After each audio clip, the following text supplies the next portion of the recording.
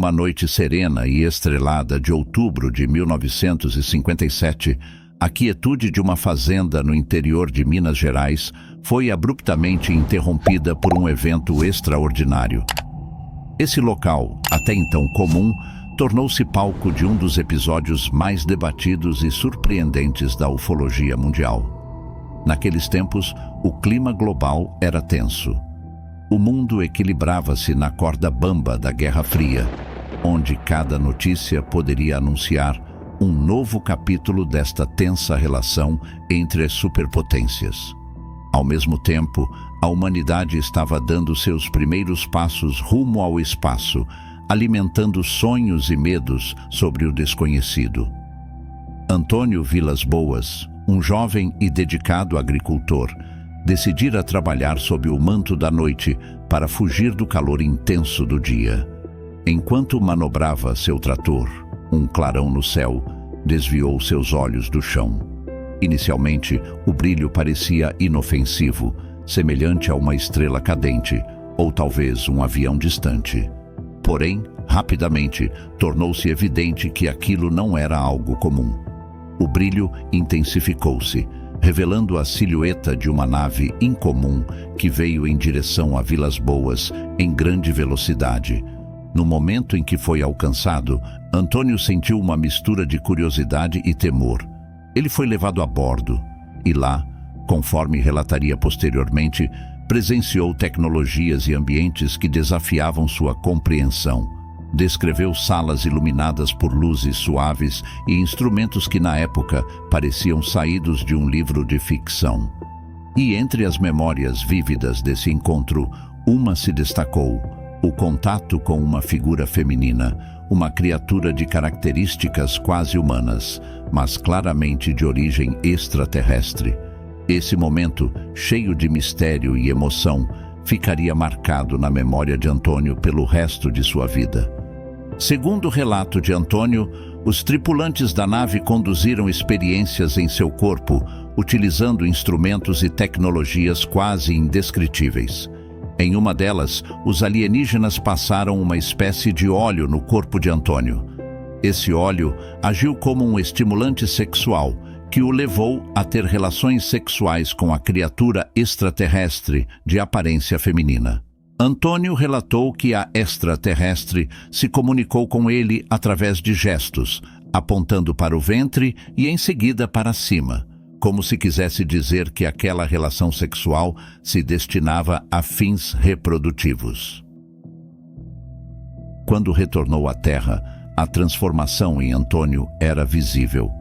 Não apenas pelas marcas físicas deixadas pelo suposto exame ao qual foi submetido, mas também pelo olhar de quem tinha vivido algo transcendental.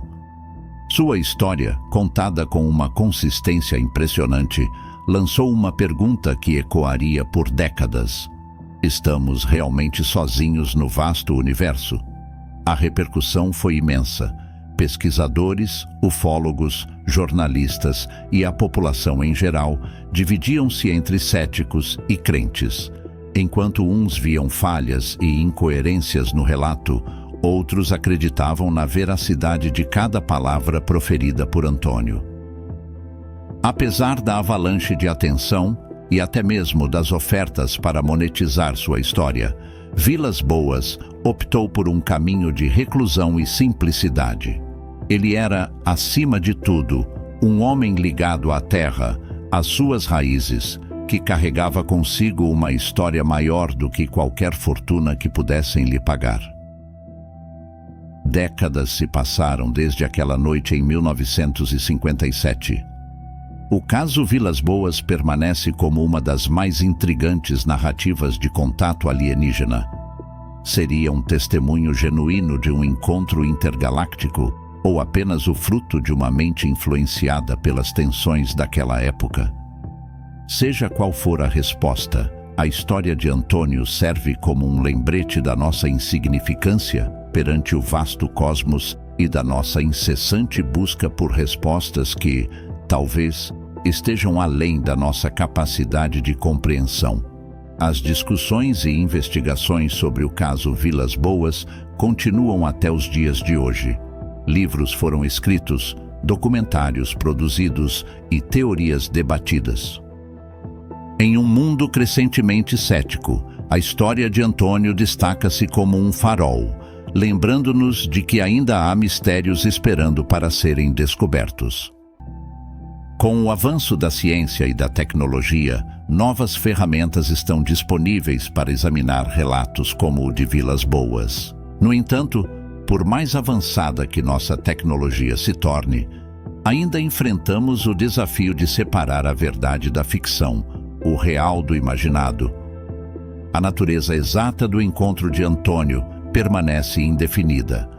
Alguns alegam que poderia ser um episódio de paralisia do sono, uma condição na qual a pessoa, entre o estado de vigília e sono, experimenta alucinações vivas. Outros teorizam sobre possíveis intoxicações ou mesmo exposições a fenômenos atmosféricos desconhecidos.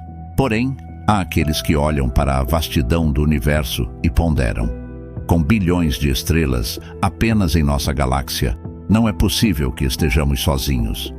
Para esses, o caso Vilas Boas é uma evidência, ainda que anedótica, de que talvez haja outros seres inteligentes explorando o cosmos, assim como nós aspiramos fazer.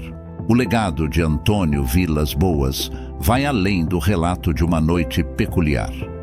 Ele nos convida a refletir sobre nossos próprios preconceitos e crenças, a questionar a realidade que tomamos como certa e a manter a mente aberta para o extraordinário.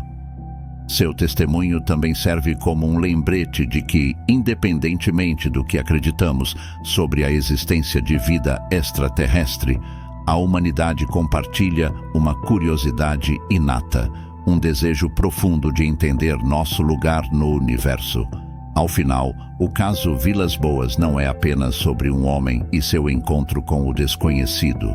É uma jornada coletiva, uma busca que transcende fronteiras, culturas e épocas, nos lembrando da maravilha e do mistério que é estar vivo em um cosmos tão vasto e enigmático. E você, caro ouvinte, onde se situa neste debate? O que acredita? O que sente quando olha para o céu estrelado? Deixe seu comentário. Independentemente de nossas convicções individuais, a história de Antônio nos une em uma busca comum por entendimento e conexão em um universo cheio de possibilidades. Inscreva-se no canal para mais histórias fascinantes como esta. Até a próxima!